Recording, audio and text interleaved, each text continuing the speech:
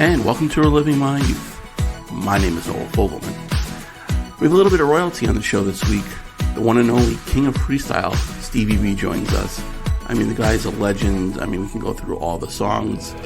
Dreamin of Love, Part of Your Body, Spring Love, which we played in the intro, I Want to Be the One, In My Eyes, and of course, Because I Love You, the Postman Song, which went to number one at the end of early 91, 4 straight weeks. It was all over the place. He tells a very interesting story about the background of the song and the meaning of it, because it's not what you would seem to think it would be.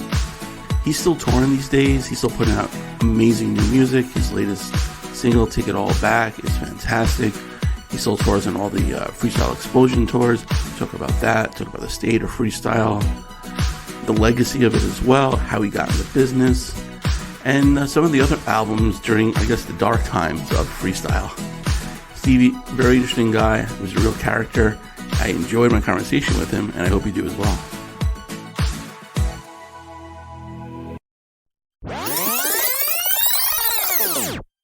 So, Stevie, thank you so much for joining me today. I really appreciate it. No worries. Yeah, so we got so many different ways that we can start this, but you've been performing for years, and you actually came to my town that I live in now, Trumbull, Connecticut, about 12 years ago. You performed at a restaurant called Marissa's. Yeah, I remember Marissa's. Yeah, and unfortunately, I was away at work, but I really wanted to go. But there's a clip of it on YouTube, and like, you're just rocking, singing Spring Love. The crowd is you have the crowd at the palm of your hand, singing all the words. So, do you remember the first time you actually had that feeling where you had the crowd eating at the palm of your hands? Well, I've done so many shows. I don't know if I remember the first time. You're talking shit. You're talking about 35 years plus of shows, and probably 100 shows a year kind of thing. So you can do the math. It's quite a bit, but I could say it was pretty much early on. I get that little queasiness and that feeling that, wow, we might have something here. My first, I guess you can say the first hit record show would have been in a place called Nepenthes in Fort Lauderdale. And, we were just starting radio, and that was back in the day of the mix show days, And then everybody come and say, Stevie, you doing the show at Nepenthes, bro? They got a line around the building. The kids are going crazy. I'm like, come on, give me a break, bro. He said, man, it's sold out. It's sold out. Right. And I got there. The place was just madness. It was like the owner's like, we never seen the place like this kind of thing. So I guess you could say Nepenthes would be the right. It would be the winner of that particular first round of it. Yeah. But it started there to get that feeling and that knowledge that, hey, you know what, I might be on to something. Yeah. And it's crazy. You mentioned 35 years and like you're still going strong. The freestyle explosion's going strong. I saw a show, Radio City, a few years ago, and it was just like amazing. Everyone was there. Who's who? You were there. Everyone. Like a 4.5-hour show. It was fantastic.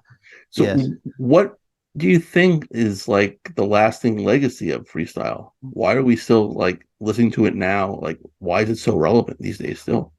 I think, it's like anything else. When you have a recipe and the people like it, it's hard to get rid of. There have been several fads and styles in between. Let's just say the Lisa and the Shannons, who were probably the pioneers, right, and getting this record, getting this type of music, and getting their records somewhat of mainstream.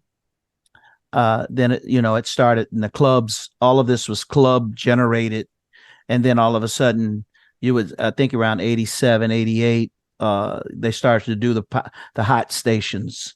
We really flipped stations to go for this genre.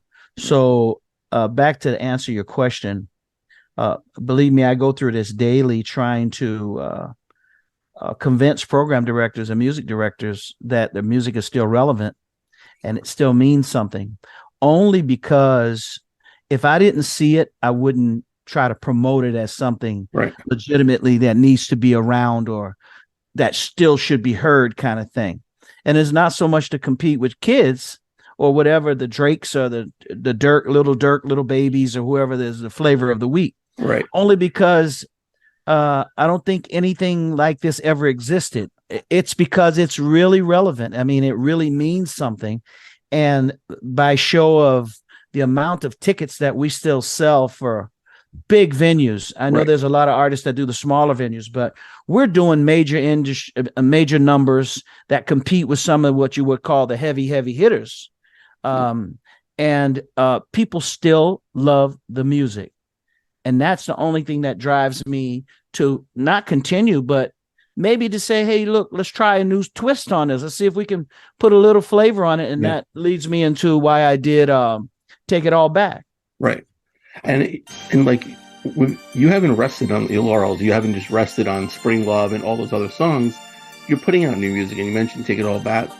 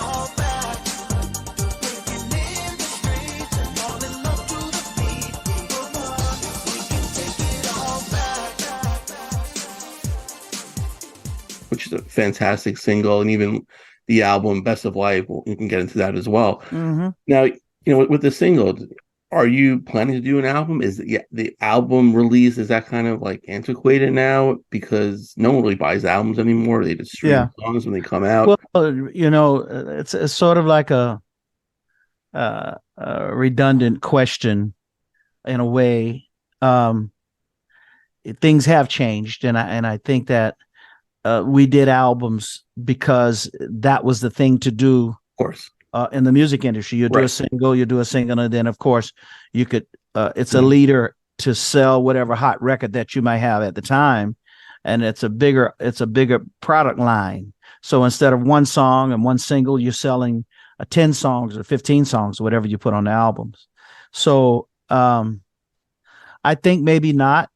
There is a single, "Take It All Back," that was on the Best of Life album, and it got caught literally right in the middle of COVID. And it took me a lot to do that album. It was the album that proceeded the rants that I was doing a couple of years when these guys was trying to quote unquote take over the music, or the freestyle music, Tanasi and all these guys. And I was talking a lot of shit, and I had to back it up. I couldn't just do that and say, all right, you see what I'm saying? You can't do it. And everybody's like, well, then tell us what you're talking about. If this is not it, show us what is it based on Stevie B. Right. And it took a minute to put that thing together. And then, unfortunately, we ran into COVID. And then post-COVID, I said, this can't be. There's a lot of singles on there that could be really good records. So I said, I'm going to revisit Take It All Back, because it really kind of like said what I really wanted to say about old school, but how could I put a new school twist on it? And that's what we came up with, Felix Sama, when we did the remix. Yeah.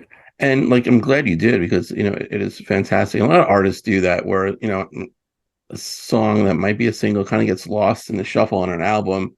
You release it again and it has greater success. But speaking of the pandemic, I mean, like, you guys tour and you tour extensively. I'm sure that's where your main revenue is now. So how like devastating was that for just the industry? It was beyond devastating, only because at the time I was just starting to build a house in Brazil.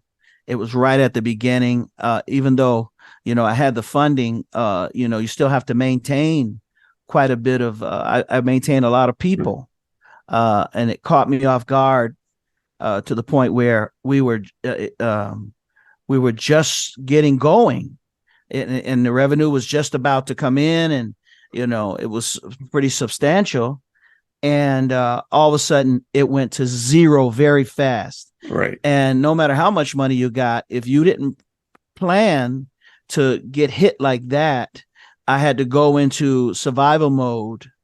And, I wind up having to sell some properties, things of that nature. So it was pretty devastating, but we survived. Yeah, you survived, and now you guys are thriving again. Everyone is like hungry for for live music, and everyone's showing out in droves. So it's fantastic. Yeah. Now we'll Take It All Back. I mean, what's the expectation for like this song? I mean, it's so hard getting new music from like legacy artists on radio now. I mean, is the radio even like relevant now for you guys?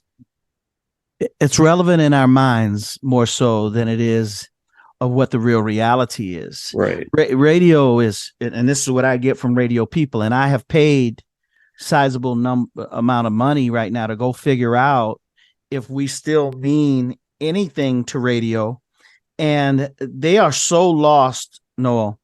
They don't have a clue to they're copying stuff from TikTok and whoever's the TikTok winner, and who is the Instagram this, and they're not doing it off of any real feeling that the program director or the music director usually have, or a mix show DJ, or what might be trending in their area, because everybody didn't normally just go. The local DJs had their finger on the pulse. The mix show guy had his finger on the pulse, and then the music director has some sense of what's good and not good, anyways. And because what might work in Cincinnati might not work in Miami. Right. But they got this cookie cutter thing now. If you blow up TikTok, no matter what it is and from where, they're going to add it because the kids. But our audience is 35, 40 plus. they're the first of all, freaking kids ain't listening to radio no more. No, That's they're all. not. That's done. Yeah, right. So the only ones that's sort of left are the 40 plus audience, our demographic. Right. But they've taken this role now. They want to do 2000s and beyond. That's what they're calling it. 2000s so they got a little slogan. So my conversation with them is, my question to them is like, what the fuck is wrong with you? Right. You'll play all my old stuff, yeah. but you're saying that you won't take a meal from me now, 30 years later. Maybe I'm better. Yeah. Maybe I'm a little wiser. Maybe I'm a little bit more polished. Maybe I'm Quincy Jones coming at you with Beat It from Michael Jackson, Off the Wall. What is it that's stopping you from playing me?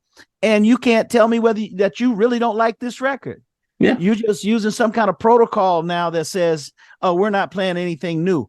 Who told you to say that? Where did you get that from? I don't, but we're the only culture that does that. Other cultures, they don't disband their legends so easily. Roberto Carlos in Rio de Janeiro in Brazil, he's still relevant. He still can go to radio, TV. Yeah. He does songs with some of the younger groups. He does what Elton did with what's the girl, Britney Spears.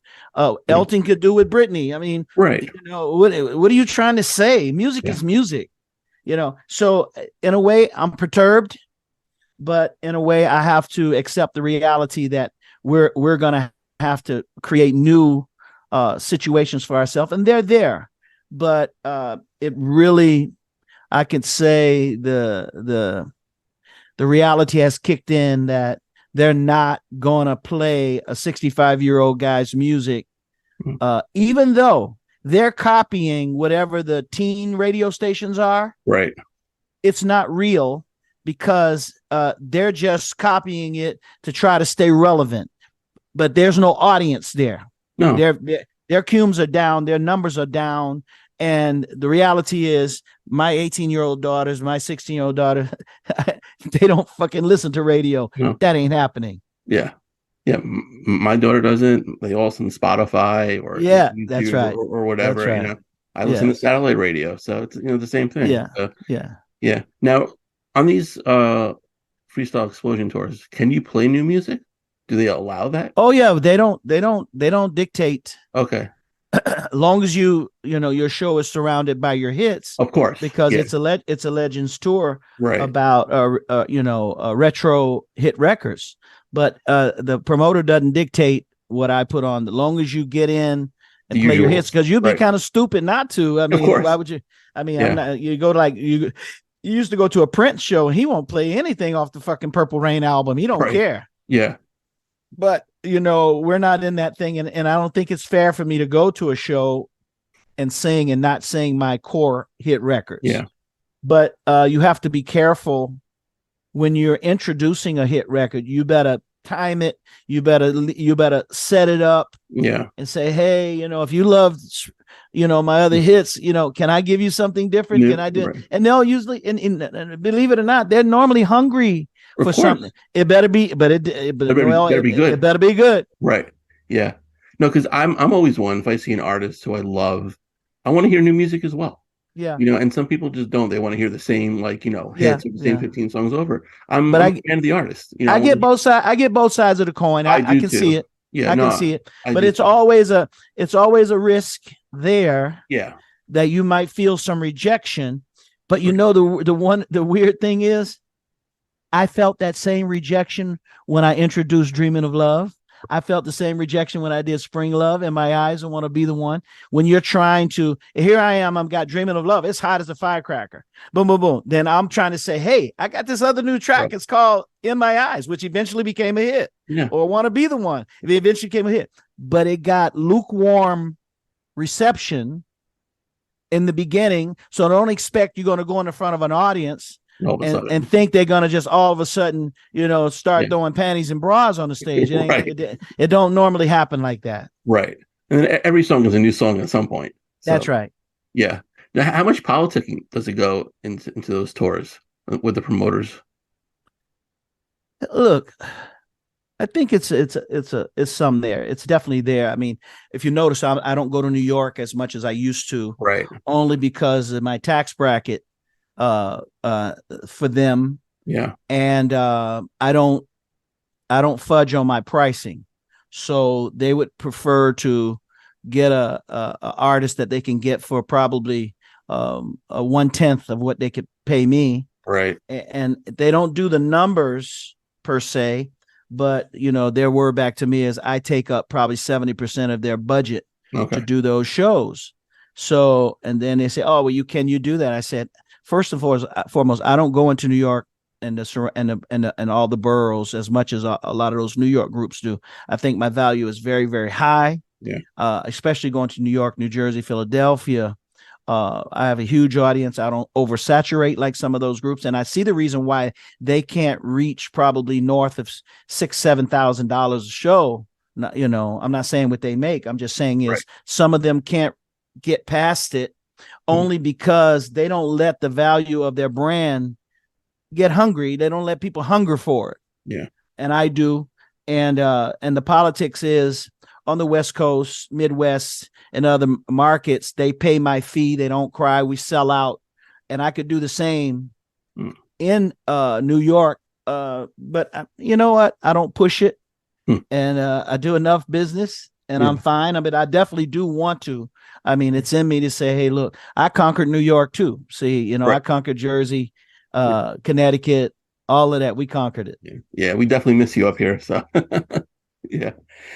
So I guess let's take it all back a little bit, so to speak. You started at a pretty older age for most artists. That's right. That's people didn't know that. That's true. So I was already 29. Yeah.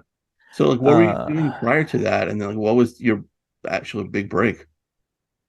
I was doing some street stuff. I was hustling. Right. I was trying to, I was doing what I had to do to take care of my family. And I'm not going to say it was things that I'm not proud of. Of course not. Yeah. I was having fun. Okay. I was doing, and I was able to stay, away from legal dangers and those types of things. I was fortunate. The universe had it set for me that it must have protected me, because some people didn't get out unscathed. Right. But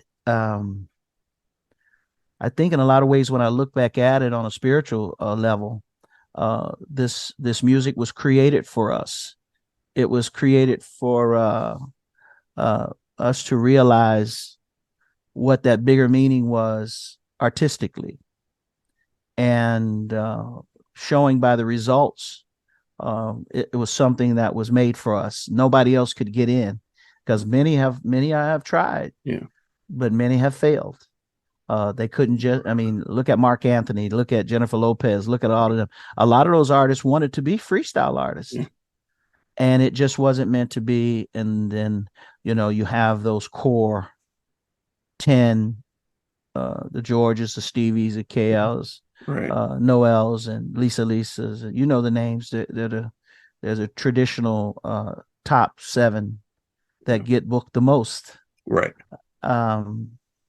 But I think on the higher sense, and many, many moons away from those hustling days, that this was something very special, and it was meant for us.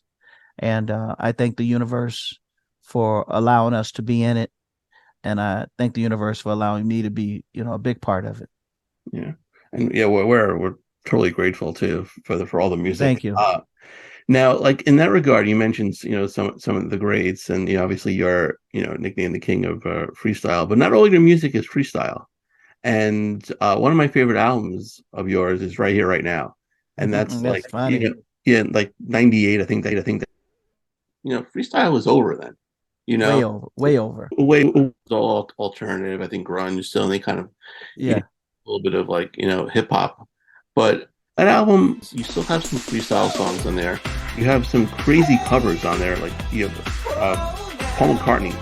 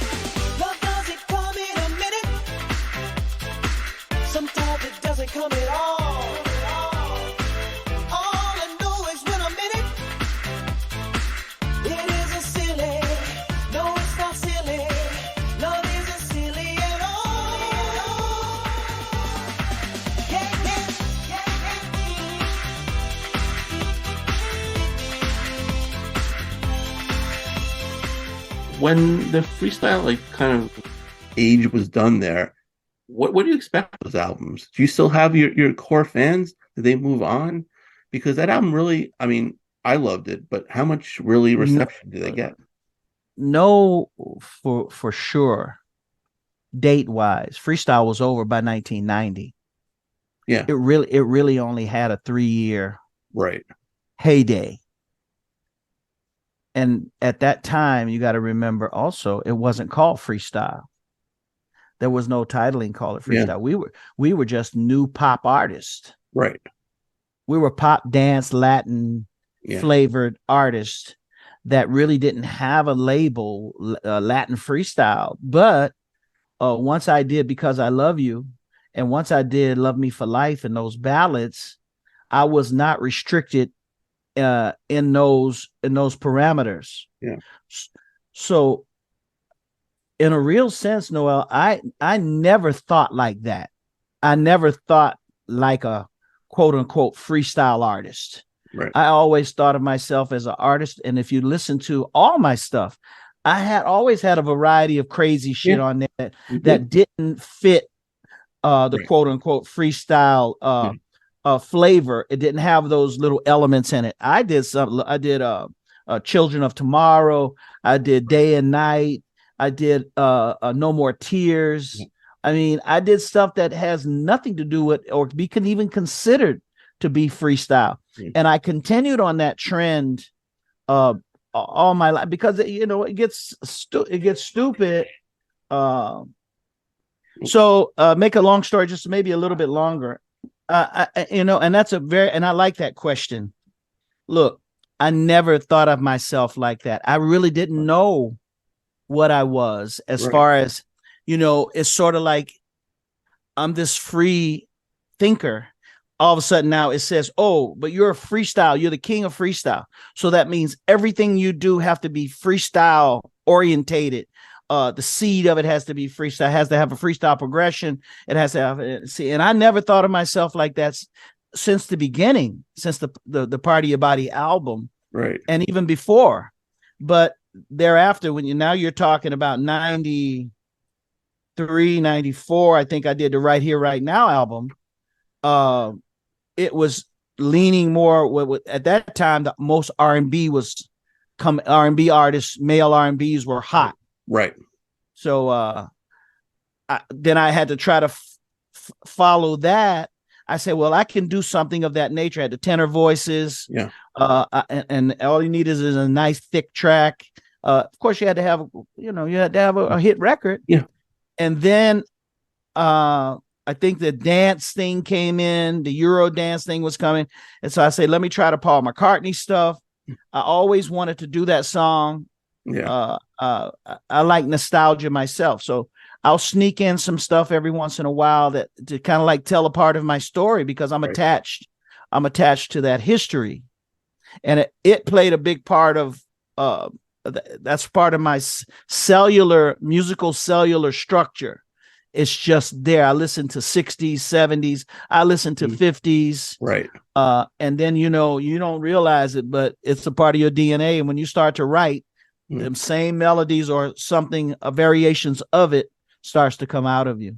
Right. I mean, because growing up, you didn't have that music. You didn't have freestyle a lot. And so it was just like you had to listen to everything. And that's what a lot that's right. Like that's why the style is free. Yeah, exactly. So when did that title first come about then? The freestyle? I'm gonna be honest with you. I don't know. I just thought that it sort of got attached to us some kind of way. And I guess because we were so unidentifiable, we weren't R&B, we weren't hip hop, we weren't rock. We were kind of like a little bit of, everything. Yeah.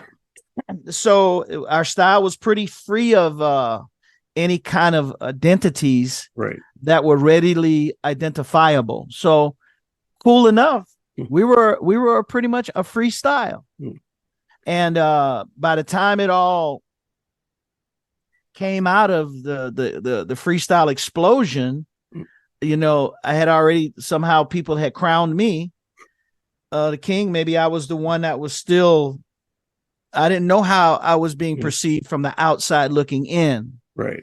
But I know I was at the top of the food chain, and I still maintain that image today, some 35 years later. Right.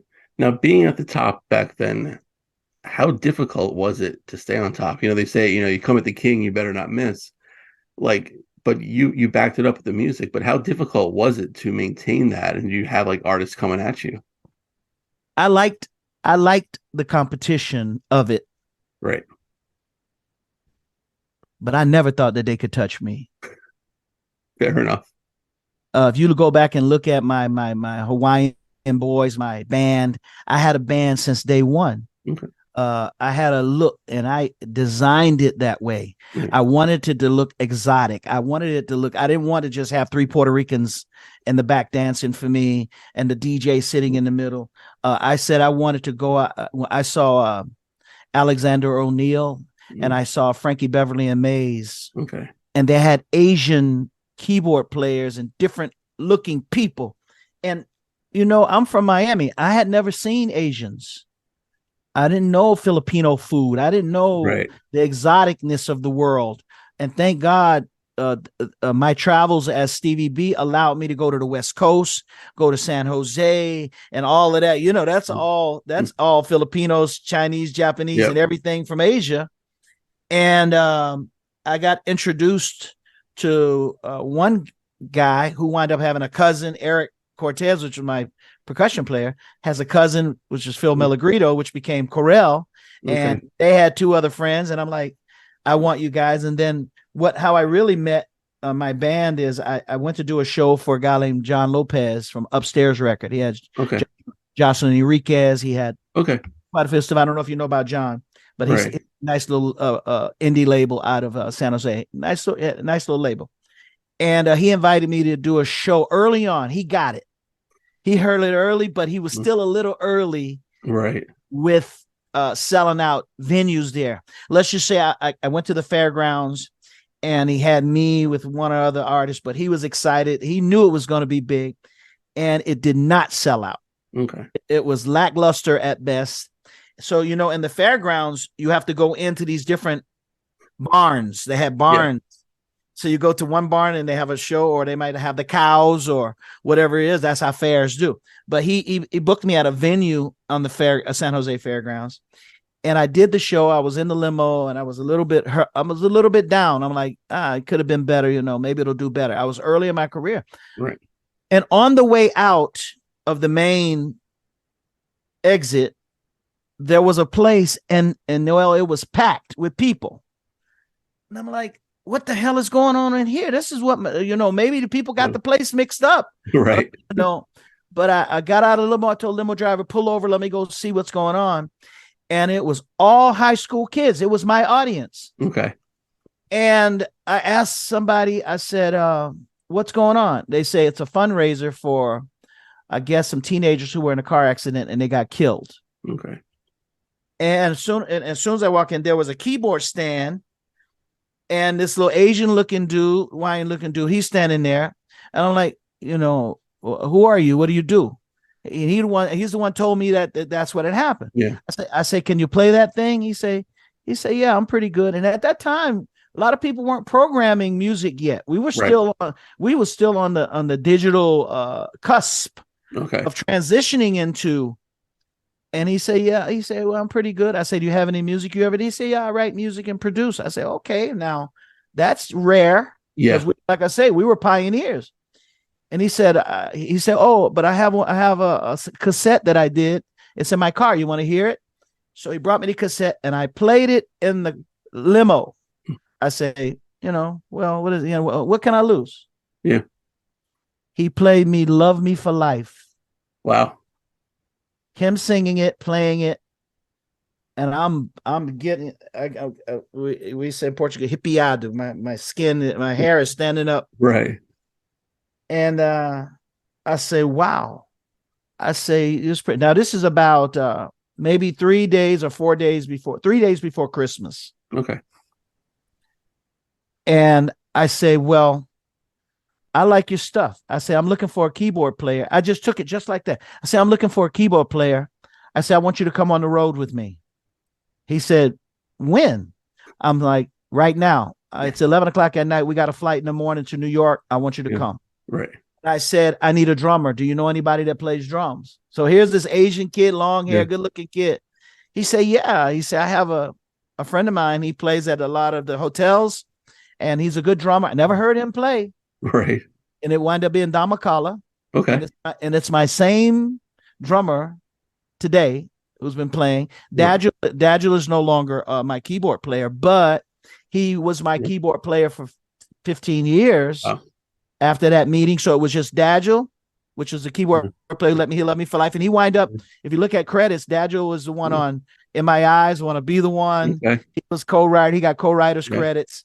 And of course, Love Me for Life was his. Right. So he wind up making a little bread. Oh, that's good. So the music sticking around was a part of that design. And then later on, I met the other people in their circles who were, they embraced what they call quote unquote freestyle early on too, but it didn't reach mainstream yet. It was still underground, but I'm like, this place is going to be a hotbed. And then later on, as you know, San Jose is probably the top 2 audiences in the country for us when we go there and play the Shark Arena over there. Yeah. So it's a big venue. So all of that has something to do with the longevity of Stevie B getting that crown and designing something different than what was traditional freestyle artists, 2 dancers, DJ. They get a couple grand. I wanted to be an artist. I wanted to be seen. And I said, and I worked on try to perform for people. So I convinced people not only probably that I had good music, but when they saw me live, they had a nice experience also. Now, I know, like, besides a couple songs, you've written most of your music. Now, how many of the freestyle artists actually do write their own music? I mean, from my understanding, there's a couple that do the lyrics, and not very many people, not very many of them can program the music. Do the whole package. Right.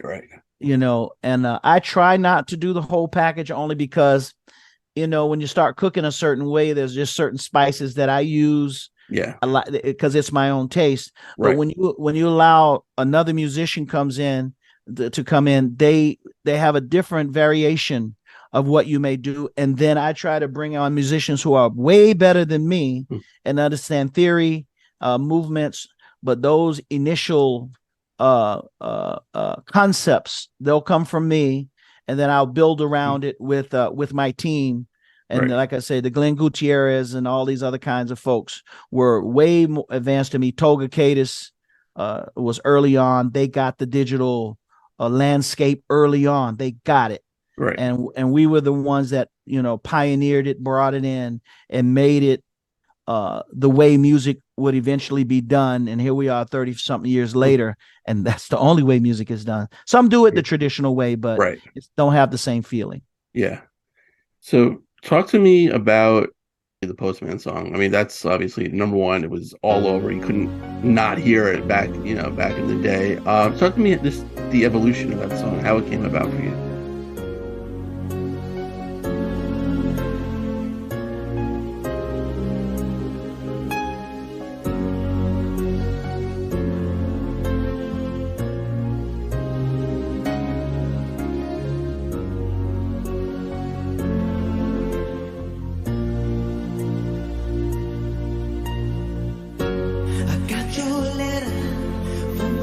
Man just the other day, so I decided to write you this song, just to let you know exactly the way I feel, to let you know my love's for real, because I love you. And I'll do anything. I'll give you my heart, my everything, because I love you. I'll be right back.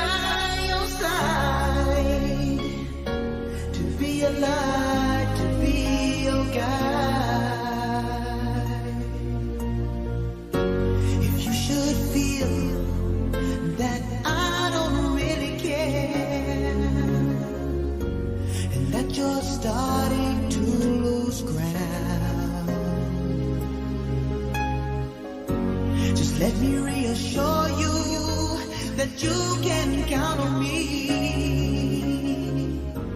and that I'll always be around, because I love you. My heart's an open door. Girl, won't you please come on in, because I love you. I'll be right by your side, to be alive, to be your guide.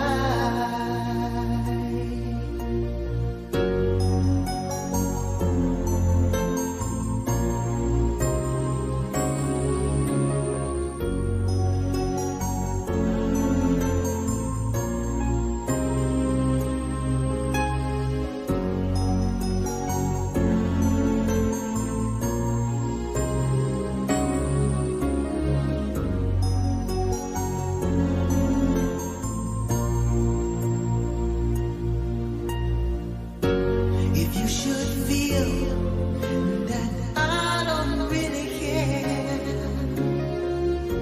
and that you're starting to lose ground,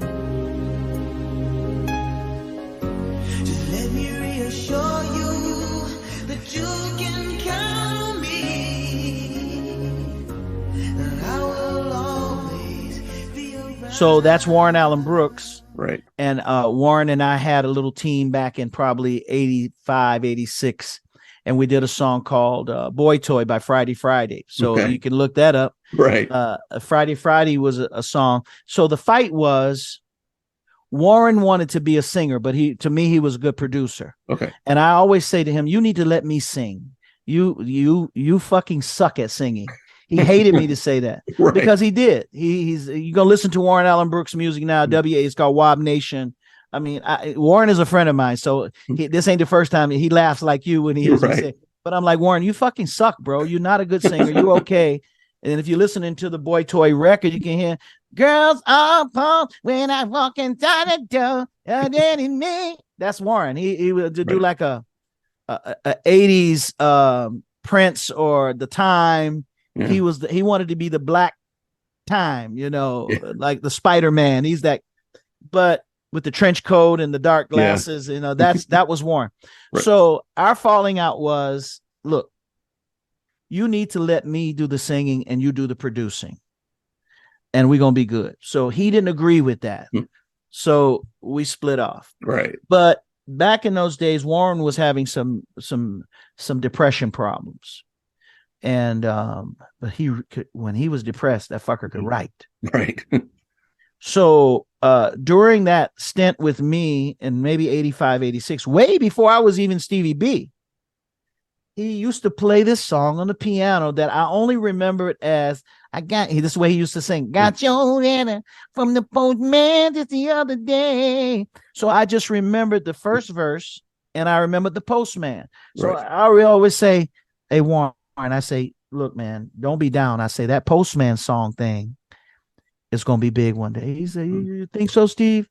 I say, bro, just keep your head up, bro. Something going to pop. It's going to be good. So we separated, and I was probably 2 albums in already. In My Eyes, Want to Be the One was already popping. I had Part of Your Body album. Right. Spring Love album. Yeah. And I was just getting ready to start some new stuff for the 3rd album. And I get a phone call at the record company one day. I was there. They say, Stevie, you want to take this call? There's a guy calling you from Florida. And it said his name is Warren Allen Brooks, and he's in the hospital. Okay. So Warren has a nervous breakdown, and I didn't know it. Somebody was trying to get me a message, but I wasn't returning the calls. But from the hospital, I guess he gave me a call. And you say, man, say, how you doing, Steve? I talk to you. I say, hey, Warren, how you doing? How you doing? He say, yeah, I'm in the hospital. I'm, having little issues and stuff like that. I say, well, then, send me some music, kind of thing. He say, man, I don't have nothing, bro. On my keyboard, my little drum machine that I had. He said, I ain't doing nothing no more. I don't have anything. I say, why? He's, I'm having some. I hear you on the radio all the time, and at that time, Right. I was fucking hot. Right. You could hear me even if you went to sleep. I was probably playing somewhere, especially in Tampa where he lived, St. Pete. Yeah. Long story, a little bit longer. I said, I said, at that time, the light clicked on. I'm like, Right. shit. I'm like, what happened to that Postman thing? And what happened to that book of songs? He had a whole book of songs, a whole tablet. Right. And I said, what happened to the tablet? What happened to the all that? He said, oh, Steve, man. Hey, man, he said, I threw all that shit away. I'm like, what? I said, well, then what happened to the Postman thing? He said, man, don't worry about that, bro. He said, I remember that. I got that, man. I say, okay, this is what I'm going to do. And I'm getting to the song. Oh, yeah. I, over the phone, I say, let me talk to the nurse or whoever has you. He can get out. He just, you want to feel better before you get out. So right. I had a place down in Fort Lauderdale called B-Land out in Bonaventure. I had like a 13-acre place, beautiful studios. And I said, this is what I'm going to do, Warren. I'm going to send you a keyboard and a drum machine for you to get back. And all I want you to do from now on is I want you to think about making music again. And then, because I was on the road, I couldn't just leave. And I said, I'm going to send you down to B-Land. I had somebody that was running it, an engineer and all that. And I said, you're going to stay at B-Land, and all I want you to do is concentrate on writing music. Right. And do you know he wound up having 7 songs on the Love and Emotion? Love and Emotion is him. Wow. Okay. He's the title. He did Because I Love You. He did Broken Hearted. Just go look at those credits, Warren Allen Brooks. And at that time he hadn't gotten medication yet. So he was still in that zone. And we went down and recorded the whole record, the whole album, and it wound up being probably one of my biggest albums. Yeah. He became a millionaire. He did well. And then later on, he told me the story, really what was behind that record. I didn't want to say it, what the meaning was in the beginning, because most people think it's a love song between a girl and a guy. But the true story behind the song is when he was in depression. He said, the song is about, I wrote a letter to God. And he says, God says, I got your letter from the postman just so I decided to write you the song just to let you know. So it was from the depths of pain. Right. That it would probably be considered a gospel song, because the whole song is about God answering him by writing him the song. Okay. And go back and listen to it now with that mindset. And that's the story about behind Because I Love You. And look how big and how beautiful that song became, one of the biggest records in American history. What a blessing. Yeah. Thank you, Warren. Thank you, Warren Allen Brooks. Yeah, absolutely. Thank you, because that song is fantastic. Now, there's some artists who have interesting relationships with their top song. Sometimes they love it, hate it, they put it away, they don't want to sing it. What's your relationship with that song? That song? Yeah. Shit, are you kidding me? I have a personal relationship. I love that song. I love singing it. I love having it. I love being blessed with it. I thank Warren all the time. Thank you, for getting blessed. And I know you, and then eventually, Warren got his medicine. He went on lithium and whatever medication he made. And he never wrote another hit record again. He was too fucking happy. I told him, you need to get off your meds. Yeah, I told him, I said, you need to get off your meds for about 3 months. Yeah. Sink down and go into the depths of your cell structure and find another song. Because I say, as long as you happy, bro, you ain't writing shit like that. Yeah. he laughs about it. Yeah. So how do you write your songs? What's your can you write when you're depressed or happy? What's your general attitude? Yes. I would say the Prayer album, I was in a major funk. Okay. I was going through a breakup. I was going through legal battles with the record company. Right. Let's just say I was a psychological wreck at the time. There was a lot coming out of me. Uh, um, but the answer to the question, yes, as much as I can write when I'm happy and elated, I can go into those mental rooms of my brain to try to come up with. That's what prayer is. Right. That album is. It's a I think it's called The Healing, and I was in it. It had me. But the answer to your question is yes. I like to write from that state. It's so real. It's so raw, because when you do like a fake thing, people can tell when you don't come from it's like soul, when they say soul music. Right.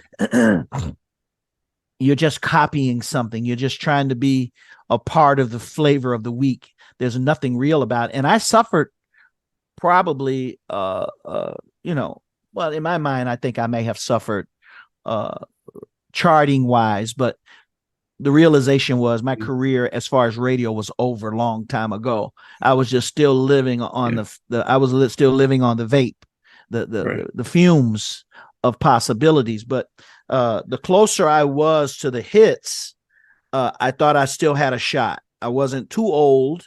I was still probably in my 30s, but the farther you get away, it's sort of like, no, what's the movie? Right. What's the movie when she does a teacup and the guy, what was the name of the movie when they were cutting the people's brains out and putting other people in? It was, what was the black director name of the two guys? The movie I'm talking about, Get Out. Oh, Get Out with Jordan Peele. Yeah. Okay. So remember, she did the cup, and then all of a sudden he starts to drift. Yeah. So you start to drift away from your core career, and you want to have a graceful fall. You're gonna. I went to number one, and then there ain't nowhere to go after number one. You gotta go. You gotta go down. Yeah. So that's what it was happening, but you still think you have a shot. You still think you're. I can still box, bro. I can still get in. I can still beat Mike Tyson, But the reality was my last big charting record. Now I did have, Funky Melody. Yeah. Dream About You, Waiting for Your Love was 96, 97-ish. I got on base. You know what I'm saying? Yeah, exactly. I got on base and wound up being a really big record. I mean, we reached top 40.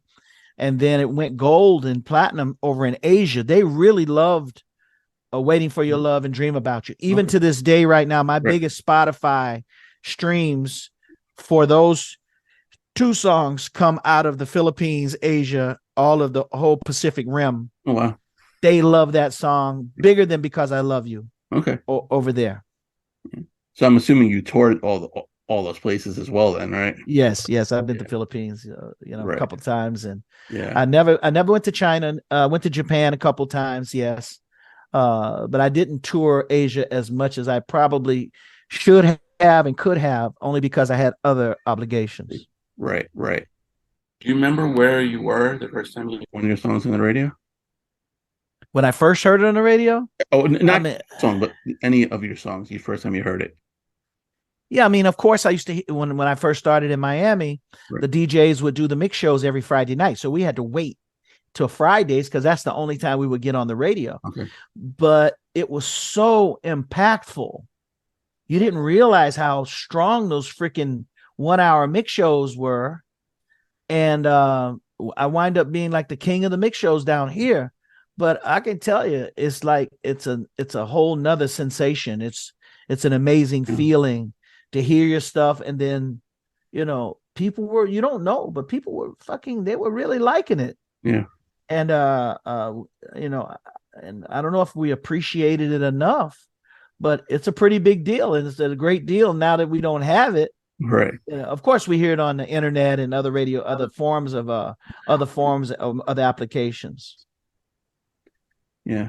What about like the most interesting place? You go out shopping or dentist office. Have you heard like Because I Love You or something like that? Anywhere like that? all the time. Yeah. Elevators. There are times that I'm in a restaurant, and then I'm like, did somebody fucking recognize me and go put it on, or Right. and that does happen from time to time Okay. too. Yeah. But yes, I mean, that happened a lot when I was hot. Right. Hot. Every once in a while, of course, somebody does recognize me now. I mean, I don't have the goatee and Yeah. the big hair and stuff Hair. like that, but diehard and Stevie B fans, they know who I am. Right. Yes. Yeah. Yes. Yeah. So I want to talk about something you're doing now, your podcast, Freestyle Yes. with Stevie B. So how did that come about? I had been trying to do a podcast, and then when Felix Sama, who did the remix for the Take It All Back, Right.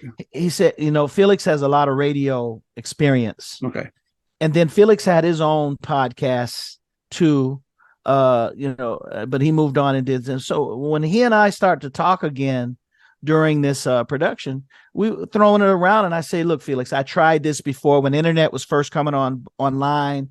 A lot of our fans, it took our fans a long time to get on board with the computer. They didn't believe in it. Right. Then nobody believed that music was going to be streamed on a computer. They didn't believe. I'm talking about our 40 plus audience now. Yeah.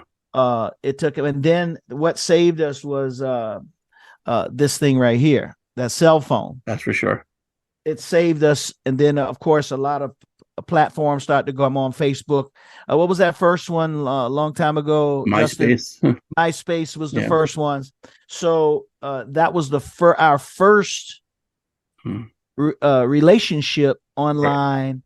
And there were many that did very, very well, but I was not convinced yet that it was going to be a work. But I knew in my heart, radio and television will be exactly what we're doing right now. Right.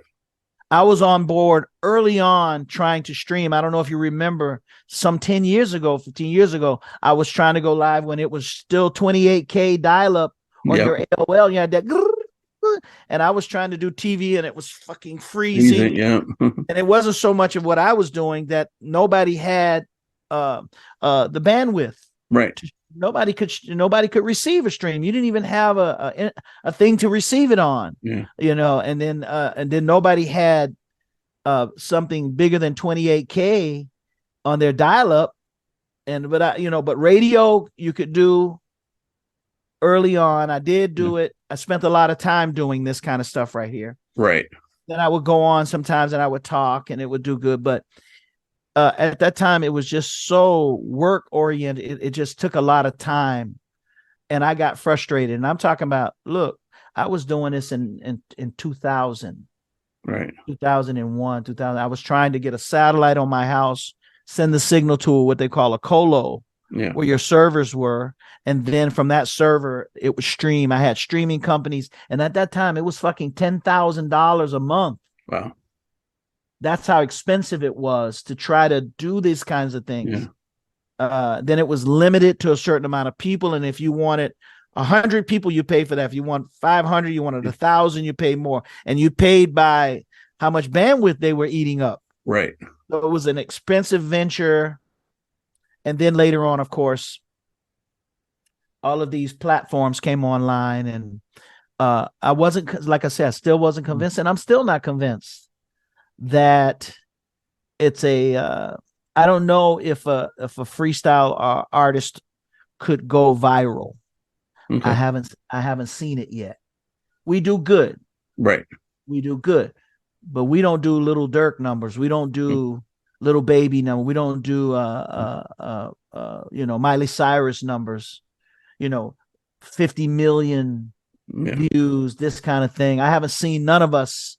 Right. Not George, not Kay, not Coro, nobody, not even Stevie. And I do decent numbers, but I'm not convinced yet that we could get a what you would call a viral hit per se. Yeah. Even with Take It All Back. Right. I mean, well, it's something you love. That's the passion. You have to start there, and then Well, that's my anything happens, it's a well, bonus. that's the excuse I have to tell my wife when I'm spending all this fucking money, Right, I know. on it. She's like, "Why are you doing that? Just stick with what you got." And, Yeah. these older people, they don't want to hear no new shit and this and that and the other. And and in a way, she's right. What I'm gonna do? But like you say, I have that passion. Right. It drives me, and I just can't. I don't think I'm old enough yet to just kind of like hang up my creative shoes to say, all right, that's it. You're not going to write anything else. You're not going to produce anything else. Yeah. And because people were saying that even before Take It All Back. Right. And I'm like, I think it's bullshit. I think I can do it. That's just the Stevie B. That's just the little Jewish hustle in me. The Right. Jewish boy. I'm a little Jewish boy, right? I am too. I'm full Jewish, so it's yeah, I don't know, but I'm the what is that thing? Ancestry told me I was 50% Ashkenazi Jew. Oh, great. Okay. I'm like, what? Yeah. After all the shit I was talking about the Jews who ripped me off of my fucking money, I'll wind up. Stop it. Karma. Yeah. Well, I said, all right, it is what it is. Yeah. And well, welcome to the tribe. Welcome to the. I'm in the tribe, and I try to use that sometimes too. Actually, yeah. Guess what? The shit kind of works because when I tell people I'm in the tribe, they kind of embrace me. Good. Oh, and I'm like, hey, I'm like, okay, I like being Jewish. I think I like it. But it's a funny part, but it's a karma thing too. Right. And it is what it is. I can't change it. So what? Embrace it. Absolutely. And as far as the creativity goes, you'll know when it's time to hang it up. If you feel there's nothing left to give, then you know. But if there's something still inside of you to give, you're still going to give it. Yeah, I mean, in the next 15 days, I'll be 65 years old. I've never been 65, so I don't know how it's going to be, and I don't have a lot of older people around me to tell me. Because when you talk to your kids sometimes and they say, hey, Dad, what it was like to be 35. I was 35, 36, 37. I know some shit. Right. Now, headed into 65, who gave this number that says, oh, when you reach 65 or whatever it is, that's the cutoff number for creativity. You can't sing anymore. You can't dance anymore. Who said that? Where did they get this from? And but that's cultural. Yeah, that's cultural, and it's a cultural kind of like brainwashing, and for some reason I don't feel that yet. I mean, I can feel my body changing. I don't know how old you are. I'm 48. Okay, so I used to laugh at people. I didn't laugh at them. I'm like, when I hear old people, like when they get up and they kind of and they go I'm like, get your ass up, stop acting old and all this other kind of stuff. That shit is real. It is. I guess it's real. Too, but what I changed was, and this is not for anybody. This is not, I stopped eating red meat, period. And I do, I'm a fruitarian, juicitarian, and I might go pescatarian just to get the monkey off my back. Right. But for the most part, my kitchen is full of fruits and even and vegetables. Okay. And it changed me. It changed my energy levels. It changed when I went to discover the herbs and things like that. The combination of herbs. And then I understood then when God says, the herbs, the fruits and herbs of the earth is made to cure. It's for the healing. It says. Right. And I know there's some Hebrew teachings and some Jewish teachings that teach you that certain combinations of foods don't go together. You should not eat them. There's reasons for that shit. That's ancient knowledge being handed down, and you think it's just it's just a religious tradition. I'll say no. Some of this shit you better listen to. These old folks got some fucking wisdom, and if you got some good sense, you'll take the wisdom. So, I don't have those aches and pains like that now. And it's supposed to be a reversal. Your body is supposed to be able to heal itself. And they say, well, what about your proteins? And I said, well, ask a gorilla, did he need any proteins? All he eats is fruits and vegetables. And that fucker will kick your ass up and down. He'll kick your ass up and down the jungle and anywhere else. Right. So there's some high benefits in it. I'm still a youngster in the lifestyle, but all I can tell you is I hope I don't go back eating, the cadavers of animals. Right. But I did use. I mean, I live in Brazil most of the time. They know how to do. They do meats, right? Meat. That's for sure. The Brazilian churrascaria and the Argentinians. Boy, let me tell you, they'll make you break all your religious structure. Right. Yeah, so true. So true. But Stevie, I love this. This is fantastic. I appreciate your time tonight. Everyone check out his podcast, Freestylin With Stevie B. Take it all back. Check that out. Are you going on tour anytime soon? I'm on tour. I mean, it already started. So okay. I'm off. I had a 2-week layoff, which was kind of good. Letting me and my wife get the house here back in order. My kids had the house for the last 3 or 4 months. Oh, okay. And when we come, we have to completely overhaul everything. So that gave us a little bit of time, but the next week we're out to Albuquerque with MC Magic.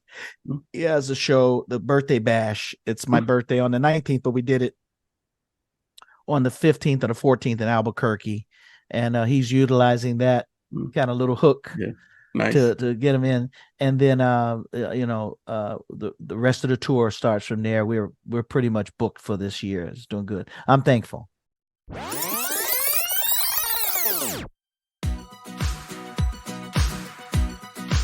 And a special thanks to Stevie B for joining me today.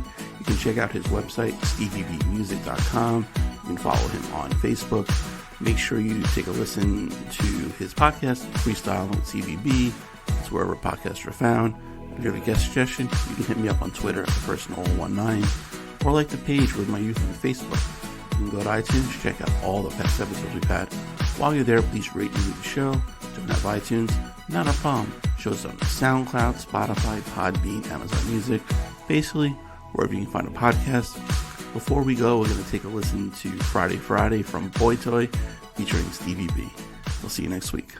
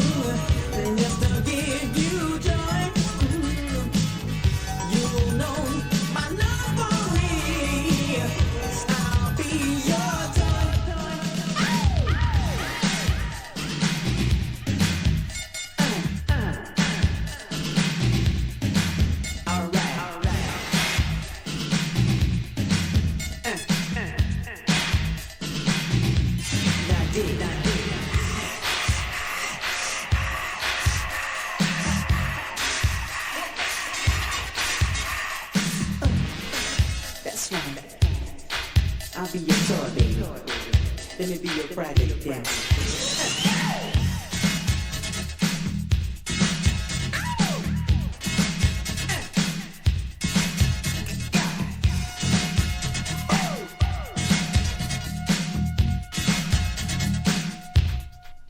I'm just a boy, toy. Turn me on and I'll play with you. I can make you feel good, babe. I can make you feel. I can make you feel good, baby. I can make you feel. Turn me on and I'll play with you. Turn me up, baby. I can pull my string, girl. And it be just a motor, baby.